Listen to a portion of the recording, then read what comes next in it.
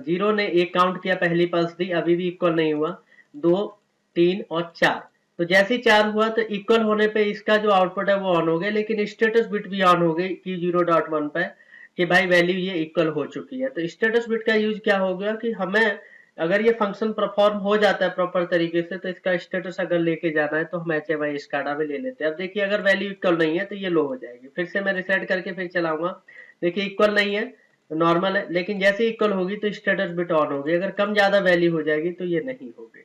तो होप आपको ये समझ आ गया होगा कि इस स्टेटस बिट का क्या पर्पज हुआ। तो ये मैंने जो स्टेटस बिट अभी यूज की है ये इक्वल के साथ की है और इक्वल वाली बिट लगाई है, लेकिन आप चाहते हैं कि इक्वल वाली बिट का अपोजिट भी हो, यानी ये वाली बिट क्या काम कर रही है कि जब इक्वल हो जाता है तब रिजल्ट आ रहा है। आप चाहते हैं कि इक्वल हो तो रिजल्ट ना आए और इक्वल हो तो आउटपुट ना आए, अगर इक्वल नहीं है तो आए, यानी इसका जस्ट अपोजिट बिट भी होता है जिसको हम बोलते हैं ये वाला नेगेटेड बिट इक्वल 0। ये अगर ले लेंगे और ये आउटपुट है तो ये बिल्कुल अपोजिट हो जाएगा, अपोजिट इन द सेंस कि 0.2 आउटपुट हो गया।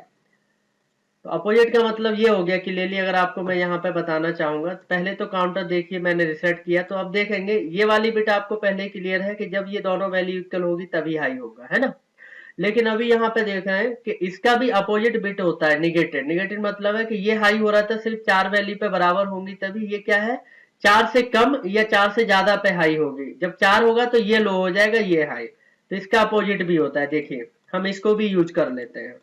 ये देखिए इक्वल हो गया तो ये हाई हो गया और ये वाला देखिए बंद हो गया, और आगे चलेंगे तो ये वाला इक्वल बिट बंद हो गया स्टेटस, ये नेगेटेड वाला हाई, यानी एक दूसरे के ये अपोजिट होते हैं। तो हम इसका भी यूज कर सकते हैं इंडिकेशन के लिए, एज पर योर चॉइस, आपकी रिक्वायरमेंट के अकॉर्डिंग आप यूज कर सकते हैं। तो ये था बेसिकली इक्वल स्टेटस बिट।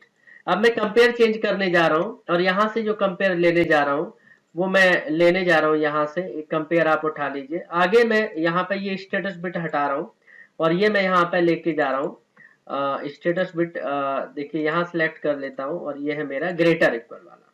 तो ग्रेटर इक्वल का जो अपोजिट होता है देखिए यहाँ पे आपको दिख जाएगा, ग्रेटर इक्वल का जो अपोजिट है नेगेटेड, वो ये रहा।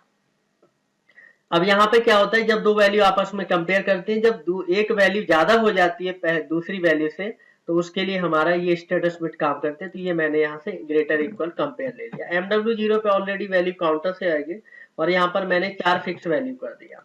अब यहाँ से जब इसको डाउनलोड करेंगे और जैसे ही यहाँ पे जाएंगे तो क्या होगा, यहाँ पे देखेंगे काउंटर को पहले मैं 0 कर देता हूँ, तो ये मैंने 0 कर दिया काउंटर को। तो अभी आप देखेंगे काउंटर मेरा 0 पे है, दोनों वैल्यू कंपेयर हो रही है।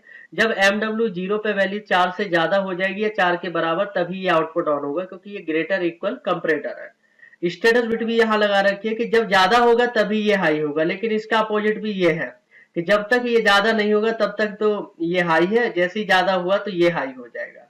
तो देखते हैं यहाँ से पहली पल्स काउंट कराई, देखिए यहाँ पे आ रहा है, दूसरी पल्स, तीसरी पल्स, चौथी पल्स जैसी हुई, यानी इक्वल और ग्रेटर भी होने जा रहा है।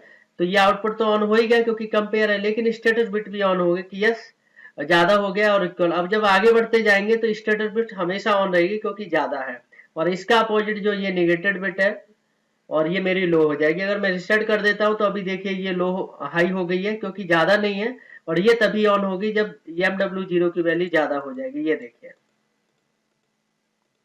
ये ज्यादा हुई तभी ये ऑन हुई, क्योंकि इसका पर्पज ही वही है कि जब ये फंक्शन कंपैरेटर का परफॉर्म कर जाएगा, जब MW0 IN1 की वैल्यू ज्यादा होगी IN2 से तभी ये आउटपुट ऑन होगा, राइट। तो ये काउंटर मैंने रिसेट कर दिया।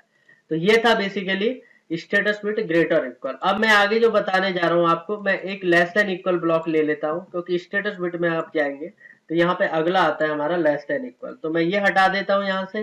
तो लेस देन इक्वल कंपैरेटर के बारे में आपको ऑलरेडी पता है कि क्या काम करता है। जब IN1 की वैल्यू IN2 से कम रहती है तब ये परफॉर्म करता है। जैसे IN2 में 4 ले लिया तो इसका स्टेटस बिट ये हो गया, और इसका भी अपोजिट जो होता है वो ये वाला हमारा लेस देन वाला हो गया, लेस देन इक्वल। अब यहाँ से डाउनलोड करेंगे तो लेस देन इक्वल का मतलब है अगर जो वैल्यू हमने यहाँ पे लिया है उससे कम रहेगा MW0 तभी ये आउटपुट ऑन है। अगर ये परफॉर्म कर रहा है, कंडीशन सही है, तो स्टेटस बिट हाई है। देखिए परफॉर्मेंस क्यों आउटपुट ये हाई हो रहा है Q0.1, क्योंकि लेस देन ब्लॉक है, 4 से कम है मेरी वैल्यू काउंटर की, इसलिए हाई है। और इसका अपोजिट होता है इसका नेगेटेड, तो वो अभी लो है। अब जैसे काउंटर काउंट करते करते आगे बढ़ेगा, देखिए 4 से अभी भी 2 कम होता है, इसलिए यहाँ पे लेस देन आउटपुट ऑन है और स्टेटस बिट भी ऑन है। आगे जाएंगे 3 और जैसे ही 4 होता है अभी भी ऑन रहेगा क्योंकि लेस देन इक्वल है, और जैसे ही 5 होगा तो ये कंपेयर वैल्यू क्या होगी, MW0 पे जो वैल्यू है वो 4 से ज्यादा होगी, यानी ये परफॉर्म नहीं हो पा रहा है, यानी ये आउटपुट ऑफ हो गया, स्टेटस बिट लो हो गया और इसका अपोजिट बिट ऑन हो गया क्योंकि ज्यादा नहीं है वैल्यू। ये कब कब होगा, ये हमारा काम कब करेगा, जब लेस देन इक्वल होगा, और ये स्टेटस बिट भी हमारा यहाँ पे प्रॉपर रिजल्ट दिखाएंगे। रिसेट करेंगे, बंद हो गया, इसका मतलब काउंटर 0 पे चला गया, और काउंटर 0 मतलब MW00 हो गया, तो ये कम हो गया, लेस देन है, तो लेस देन इक्वल तक परफॉर्मेंस 0 से 4 तक जब तक काउंटर रहेगा तब तक ये आउटपुट ऑन है और स्टेटस बिट भी ऑन रहेगी। और जैसे ही 5 पे चला जाएगा, जैसे ही 4 से आगे चला गया, 5 पे चला गया, तो स्टेटस बिट हमारी लो हो जाएगी जो ये वाली है, और कंपेयर जो कर रहा था वो आउटपुट भी ऑफ हो जाएगा। तो इस तरीके से ये लेस देन इक्वल बिट हम